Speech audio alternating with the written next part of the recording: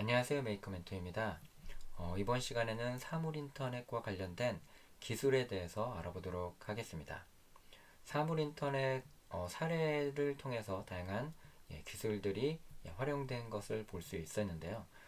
그런 기술들을 어떤 식으로 분류하면 좀 더 그 사물 인터넷과 관련된 기술들을 자세히 살펴볼 수 있을까요? 저는 세 가지로 구분을 해봤습니다. 사물 인터넷과 관련된 소프트웨어 기술, 하드웨어 기술, 그 다음에 소프트웨어와 하드웨어가 융합된 기술들로 구분을 해봤습니다. 사물 인터넷의 데이터가 수집부터 활용하는 단계까지 그런 시간 순으로 분류하면 다음과 같은 그림으로 볼 수가 있을 텐데요. 보통 환경에 대한 온도나 습도, 그 다음에 빛의 색이 이런 그 상태를 측정하기 위한 센서가 필요하게 되죠. 그런 센서가 그런 수집할 수 있는 오픈소스 하드웨어가 이제 사용이 되기도 하고요. 그래서 아두이노나 그런 라즈베리파이가 활용이 됩니다. 그러면 직접 센서로부터 연결된 장치들은 아두이노와 같이 데이터 수집을 해서 전처리를 하는 그런 단계에서 활용이 되고, 그렇게 수집된 데이터가 메모리가 크지 않기 때문에 수집하자마자 바로 네트워크로 전송을 해서 뭔가 중간 단계에 수집할 수 있는 처리 장치가 있어야 됩니다. 이러한 장치를 라즈베리파이라고 하는 장치가 담당할 수도 있고, 아니면 직접 클라우드 컴퓨팅 환경으로 데이터를 전송해서 분석할 수도 있습니다. 그리고 나서 분석한 결과를 사람들이 보기가 쉽게 가독성이 있게끔 인포그래픽스라든지 그런 형태로 그래프나 차트 같은 형태로 보여주기도 하는 거죠. 이때 각각 단계별로 사용되는 기술들을 보면 사물 인터넷 장치의 외형을 구성하는 그런 케이스를 구성할 때 3D 프린팅을 통해서 만들 수도 있고요. 그 다음에 내부에서 센서로부터 데이터를 수집하고 뭔가 동작을 하게 만들기 위해서 오픈소스 하드웨어가 사용되기도 합니다. 그리고 수집된 데이터를 저장하고 그다음에 분석해서 시각화를 하기 위해서 빅데이터나 데이터 시각화, 그런 인공지능 처리들이 활용이 되고요. 그 다음에 클라우드 컴퓨팅을 통해서 외부의 원격으로 데이터를 수집하고 그 다음에 처리를 하는 그런 서비스를 쓰게 되는 거죠. 그 과정에서 뭐 통신이라든지 아니면 보안 기능들이 활용되고, 그리고 지능형 로봇 같은 경우에는 이 전체를 다 아우른다고 볼 수 있습니다. 그러니까 지능형 로봇에 인간의 그 오감의 역할을 하는 센서가 있을 수 있고요. 그 다음에 인공지능 처리를 통해서 그의 판단으로 동작을 할 수 있게끔 만드는 거죠. 그리고 AR과 VR, MR과 같은 가상현실, 그 다음에 증강현실, 혼합현실과 같은 부분들은 이런 센서와 그 다음에 그 클라우드 컴퓨팅, 인공지능을 통해서 좀 더 많은 영역으로 확장을 할 수가 있습니다. 예를 들어서 요리를 할 때 실제 요리를 하기 전에 가상현실로 요리를 하는 과정을 먼저 체험을 해보고, 그 과정에서 뭐 실수라든지 아니면 좀 더 맛이 있게끔 만드는 그런 과정들을 연습한 다음에 실제 요리를 하게 되면 좀 더 그 요리에 대한 숙련도가 올라갈 수 있겠죠. 그런 형식으로 많이 활용할 수가 있습니다. 이런 기술들을 보면 어디에서 많이 들어봤던 그런 기술들이죠. 사물 인터넷 내부를 이렇게 살펴보면 이런 다양한 기술들이 4차 산업혁명에 필수가 되는 그런 기술 요소들로 포함이 되는 거죠. 그러면 사물 인터넷과 4차 산업혁명에는 어떤 관계가 있는지 한번 영상을 통해서 살펴보도록 하겠습니다.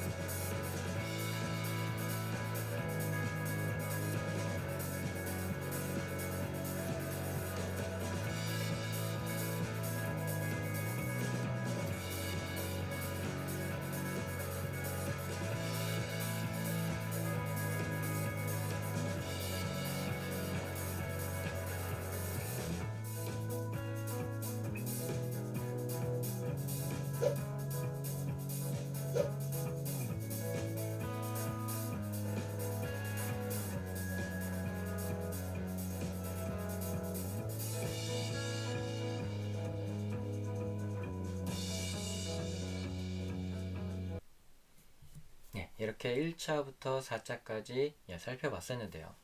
4차는 어떻게 보면 현재 진행 과정 중이라고도 볼 수 있고요. 완성된 단계는 아니죠. 근데 과거 1차, 2차, 3차 산업을 한번 살펴볼게요. 그러면 1차 같은 경우에는 증기기관입니다. 증기기관. 그래서 증기기관을 통해서 기존에는 자급자족이었던 그런 그 제조 방식에서 소품종의 대량 생산하는 체계로 바뀌어지게 된 거죠. 그리고 증기기관 하면 가장 먼저 떠올리는 그런 장치가 증기기관차라고 할 수가 있습니다. 그러니까 자급자족이라고 했던 거는 그 공동체 생활 에서 생산이 되고 그 다음에 소비가 됐다고 한다면 증기기관차를 통해서 좀 더 멀리까지 그 생산한 제품이 보급이 될 수 있었던 거죠. 그리고 나서 그 전기 동력으로 생산하게 되면서 품종이 좀 더 다양하게 바뀌었습니다. 그래서 소품종에서 다품종으로 늘어나면서 좀 더 이제 사람도 많이 필요하게 되고요. 그리고 공장들도 많이 생겨나게 되는 거죠. 그리고 3차 산업혁명 같은 경우에는 컴퓨터 자동화를 통해서 컴퓨터나 인터넷, 반도체 산업이 발전하면서 이제 3차 산업혁명이 시작이 됐던 거고, 아직까지도 계속 3차와 4차가 중간 중첩되어 있는 그런 시기라고도 볼 수가 있습니다. 근데 이 과정에서 맞춤형 대량 생산이 가능하게 된 계기가 인터넷이 되다 보니까 누구나 이제 뭔가 어딘가 그 인터넷에 접속해서 서비스를 구매하거나 아니면 활동들을 하게 되는 거죠. 그 과정에서 개개인의 정보들을 이렇게 공유를 하게 됩니다. 소셜 네트워크를 통해서 이렇게 공유하기도 하고 아니면 어떤 서비스를 사용하기 위해서 회원가입을 해서 회원가입을 한 후에 뭔가 그 본인의 어떤 그 관심도라든지 그런 거를 무의식적으로 입력하게 되는 거죠. 그러니까 생산 방식이 기존의 대량 생산에서 이제는 뭔가 맞춤형으로 고객의 어떤 그 성향들을 파악해서 맞춤형으로 생산하는 그런 체계가 됐습니다. 그래서 생산하는 방식을 보면 1차 때는 맞춤형 소량 생산, 즉 자급자족에서 소품종 대량 생산으로 변화하는 시기가 1차 산업혁명이라고 했다면 2차 산업혁명에서는 소품종 대량 생산에서 다품종 대량 생산으로 변화하는 시기, 전기동력 생산으로 말이죠. 그리고 3차 산업혁명은 다품종 대량 생산에서 맞춤형 대량 생산으로 변화하는 시기라고 볼 수 있습니다. 그러면 4차 산업혁명은 어떤 방식으로 변화하게 될까요? 여러분도 한번 생각을 해보시겠어요? 아마도 자원 고갈이라고 하는 이슈와 그 다음에 환경 보호라는 이슈 때문에 무조건 많이 생산하기보다는 필요한 만큼 생산하는 시기로 넘어가게 되지 않을까라고 생각이 듭니다. 즉 과거로 어떻게 보면 다시 되돌아가는 거죠. 즉 자급자족했던 그 당시에는 필요한 만큼만 생산을 했으니까 그런 시기로 되돌아가지만 그 사이에서 많은 기술의 발전과 도구의 발전이 있었다는 부분이 차이가 있습니다. 즉 생산하는 방식은 처음에 자급자족에서 점점 대량 생산 그리고 나서 다시 자급자족하는 시기 이렇게 순환하는 사이클을 형성하고 있다면 그 사이에서 다양한 도구와 기술의 발전으로 어떻게 변화될지가 4차 산업혁명의 핵심이라고 볼 수 있겠죠. 역사가 반복되는 사례를 통해서 4차 산업혁명이 과거에 그렇게 자급자족인 방식과 어떻게 차이가 생기는지 한번 살펴보도록 하겠습니다. 그러면 과거 1960년대만 하더라도 컴퓨터라고 하면 메인프레임이라고 하는 굉장히 큰 컴퓨터가 있었습니다. 방 하나를 다 차지할 정도로 굉장히 컸었고요. 그러다 보니까 그 자원을 한 사람이서 뭐 다 자원을 쓰다 보면 뭔가 그 여러 가지 작업을 처리를 못하죠. 그래서 그때는 단말기라고 하는 작은 컴퓨터와 비슷한 형태로 이 메인프레임에 유선으로 연결해서 여러 사람이서 자원을 공유해서 썼습니다. 그러다가 1980년도에는 개인 컴퓨터가 보급이 됐죠. 메인프레임에서 개인 컴퓨터가 보급이 되면서 이제 거의 한 사람이서 사용할 수 있는 그런 자원이 된 겁니다. 이 안에 데이터가 들어가고 처리하고 그런 방식으로 보급이 되다가 오늘날과 같이 뭐 노트북, 컴퓨터, 그 다음에 스마트폰 이렇게 개인이 여러 개의 장치를 쓰게 되죠. 그리고 그렇게 여러 개의 장치를 쓰더라도 좀 더 자원을 효율적으로 쓸 수 있게끔 클라우드 컴퓨팅이 발전하게 됩니다. 그러니까 데이터 센터라고 하는 중앙에서 컴퓨터 자원, 메모리나 그다음 CPU나 뭐 GPU 같은 자원들을 원격에서 여러 사람이서 쓰는 거죠. 근데 차이점이 있다고 한다면 과거의 메인프레임도 하나의 큰 컴퓨터를 여러 명이서 썼었는데 그 당시에는 유선으로 썼습니다. 유선으로. 근데 지금의 클라우드 컴퓨팅은 인터넷이라고 하는 그런 그 웹을 통해서 여러 사람이서 그 무선으로 이제 쓸 수 있다는 그런 차이점이 좀 달라진 거죠. 그러니까 과거로 다시 돌아가지만 도구들은 훨씬 과거에 비해서 발전한 것입니다. 그러니까 4차 산업혁명도 보면 1차 전해가 자급자족이었죠. 자급자족에서 대량 생산 체계를 거치다가 다시 필요한 만큼 생산하는 체계로 돌아가는 것을 이런 그 컴퓨터 시스템의 발전사를 보더라도 다시 예전으로 돌아가지만 도구의 발전으로 훨씬 진보한 형태로 돌아가는 거죠. 하나의 사이클을 흐르듯이. 다른 사례도 한번 살펴볼까요? 과거의 데이터를 처리하는 방식은 비정형 데이터였습니다. 비정형 데이터라고 하는 것은 뭔가 정형화되지 않은, 그래서 뭐 그림이라든지 아니면 뭐 글자 같은 경우도 뭐 대나무에다가 글자를 쓴다든지 아니면 종이에다가 직접 이렇게 필기로 쓴다든지 아니면 녹음을 한다든지 약간 아날로그 데이터, 뭐 예전 과거의 데이터를 보통 아날로그 데이터라고도 하죠. 디지털과 비교하기 위해서. 그래서 그런 데이터들을 비정형 데이터라고 하는데 이런 데이터를 처리하다가 컴퓨터가 발전하면서 정형화된 데이터를 처리하기 시작했습니다. 정형화된 데이터라고 한다면 뭐 날짜, 이름, 뭐 주민번호, 그 다음에 시간, 뭐 회원가입한 시간. 그래서 이런 것들을 딱 정형화된 정해진 데이터들만 수집해서 그거를 처리하게끔 했었죠. 그러다 오늘날에는 빅데이터라고 하죠. 빅데이터에서는 이런 비정형 데이터뿐만이 아니라 정형 데이터, 그 다음에 반정형 데이터 이런 것들을 모두 아울러서 처리하게 됩니다. 그러니까 어떻게 보면 데이터가 처리하는 방식도 비정형 데이터에서 정형 데이터로 이렇게 전환되고 그 다음에 다시 비정형 데이터뿐만이 아니라 다른 것까지 처리하는 그런 방식으로 발전하게 되는 거죠. 여기서 반정형이라고 하는 것은 정형과 비정형의 약간 중간 단계의 데이터를 의미합니다. 즉 XML이나 엑셀 같은 데이터를 의미하고요. 거기는 얼마든지 그 컬럼의 내용을 그 항목을 변경을 할 수가 있고 새로 추가하거나 뭐 임의로 변경할 수 있기 때문에 이런 데이터를 반정형 데이터라고 하고 뭐 이런 것들을 모두 포함해서 처리를 하게 됩니다. 그럼 또 다른 사례도 한번 살펴볼까요? 제조 방식의 변화 관점에서도 보면 과거에는 장인들이 수작업으로 뭔가를 만들었습니다.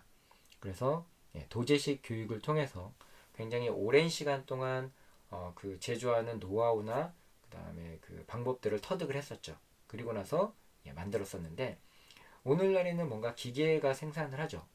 직접 장인들이 뭔가 물건을 만들어내기보다는 자동화된 시스템으로 기계가 생산을 하게 됩니다. 근데 앞으로 4차 산업혁명이 보편화되는 시점에서는 수작업과 기계가 같이 작업을 하는 시기가 올 겁니다. 예를 들어 3D 프린터가 3D 프린팅 방식이 그런 것과 이제 유사하죠. 그러니까 사람은 모델링을 합니다. 그러니까 3차원 형태로 설계를 하는 거죠. 컴퓨터를 활용해서 설계를 하고 실제 만드는 거는 3D 프린터가 만들게 되는 거죠. 그렇게 되면 기존의 기계가 생산했을 때는 단순 반복 작업을 통해 가지고 똑같은 제품을 여러 개를 만든다고 한다면, 이렇게 수작업과 그 다음에 3D 프린터를 활용하게 되면 맞춤형 생산이 가능합니다. 매번 고객이 필요한 만큼, 그리고 필요한 그 물건들을 만들어서 생산하게 되는 거죠. 그래서 제조 방식도 보면 예전에 그 장인들이 만들었던 그런 부분들을 이제는 컴퓨터와 사람이 서로 협업해서 만드는 방식으로 가게 되지 않을까, 그렇게 예상을 합니다. 그게 이제 4차 산업혁명과 이런 그 과거의 그런 제조 방식이 다시 돌아가지만 도구들의 발전이 달라진 부분들이죠. 그러면 오늘날 이런 부분들이 어떤 문화에 접목되는지 생각을 해보면 하나의 단어로 뭔가 추적하기가 어렵습니다. 그렇기 때문에 제가 예상하기로는 이런 메이커 운동이 이런 4차 산업혁명과 같이 이어가는데 핵심 역할을 하지 않을까라고 생각을 합니다. 그러면 여기서 메이커가 뭔지, 메이커 운동이 뭔지 궁금하죠. 메이커라고 하면 보통 우리나라에서 제조사나 브랜드를 인식하는 경우가 많습니다. 왜냐하면 기존까지는 메이커는 메이크라는 만들다라는 동사에 er이라는 부분이 붙여서 만드는 사람을 의미하죠. 근데 기존까지는 제품을 어디에서 만들었나요? 네, 맞습니다. 기업에서 만들었죠. 그래서 기업에서 만들고 그거를 브랜드화 시켰기 때문에 우리는 메이커라고 하면 제조사나 브랜드를 떠올리기 쉽습니다. 하지만 2006년도에 미국에서 그 메이커라는 것을 하나의 문화로 인식을 하고 서로 보급 확산을 시키고 있습니다. 우리나라에서도 메이커 운동이 조금씩 이제 확산이 돼가고 있고요. 아직까지는 잘 알려지지 않지만, 그러면 이 메이커는 뭐냐면 만드는 것 자체에 대해서 집중을 하고 만드는 것을 즐기고 만드는 방법을 서로 알리고 그 다음에 내가 필요한 거를 내가 직접 만드는 그런 문화라고 볼 수가 있습니다. 그러면 전 세계적으로는 분위기가 어떤지 한번 영상을 통해서 살펴보도록 하겠습니다.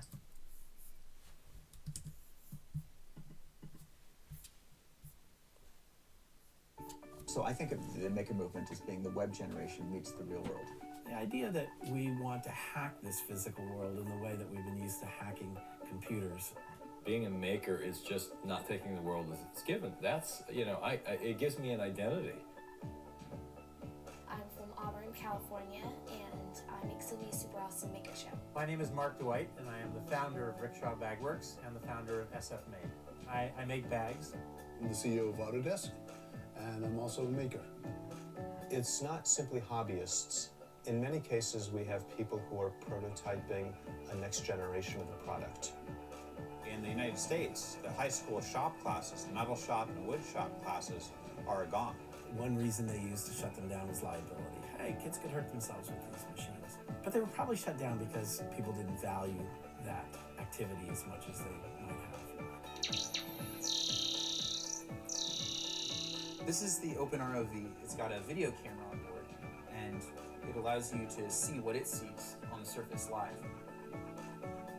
I mean, the whole concept of being ripped off is really one of kind of the old way of doing things. If we come up with an idea, go through the 2-year often patent process, by the time that goes through, we're already a million miles ahead.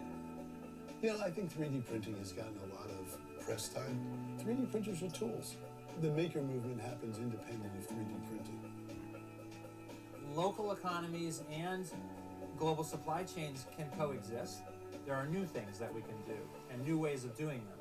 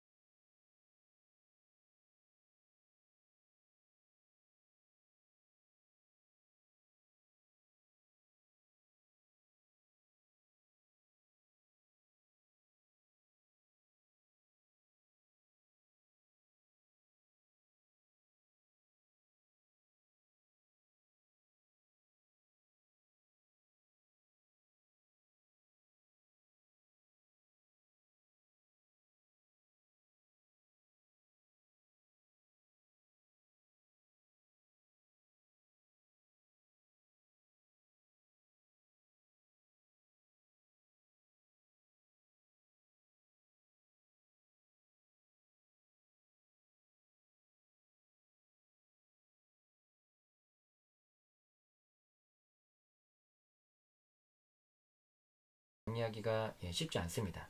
메이커는 뭐 창작자일 수도 있고 아니면 뭐 개발자일 수도 있고 디자이너일 수도 있고 여러 가지 뭐 아니면 CEO일 수도 있고 굉장히 다양한 그런 포괄적인 의미를 가지고 있고요.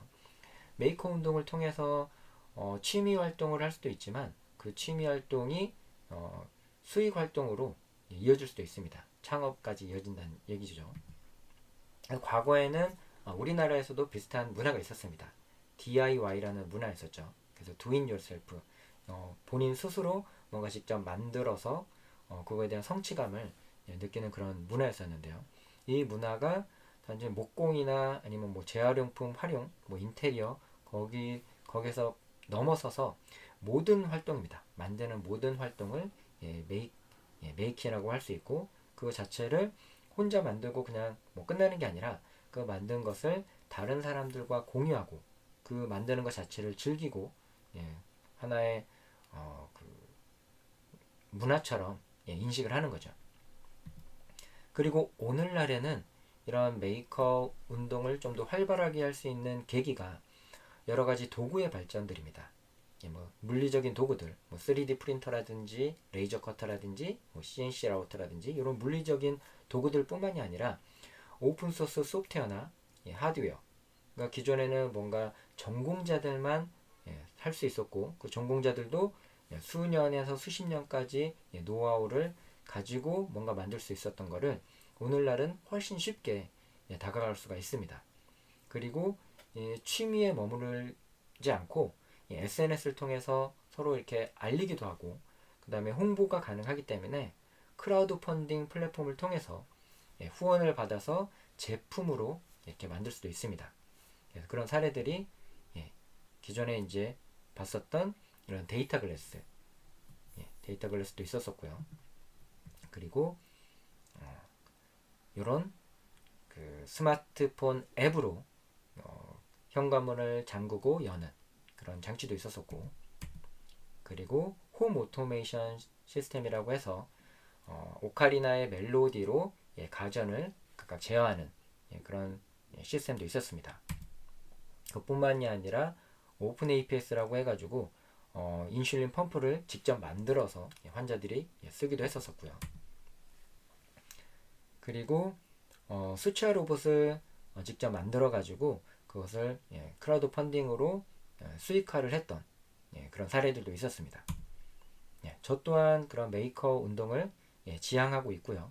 저도 뭐 RC카라든지 드론이라든지 아니면 뭐 게임 컨트롤러, 그 다음에 뭐 식물과 그 다음에 동물을 같이 키우면서 하나의 생태계로 구성하는 아쿠아포닉스, 뭐 이런 것들을 뭐 인공지능 스피커 이런 것들을 만들면서 메이커라는 운동과 메이커 운동과 그 메이커 문화에 대해서 알리고 있는 활동을 하고 있습니다. 여러분들도 이런 IT 기술과 그 다음에 오픈소스 소프트웨어, 그 다음에 오픈소스 하드웨어를 활용해서 한번 메이커 운동을 한번 해보시는 것은 어떨까요? 네, 그럼 이상으로 사물 인터넷의 동향과 사례에 대해서 살펴보고 4차 산업혁명에서 사물 인터넷이 차지하는 부분과 메이커 운동의 역할에 대해서 알아봤습니다.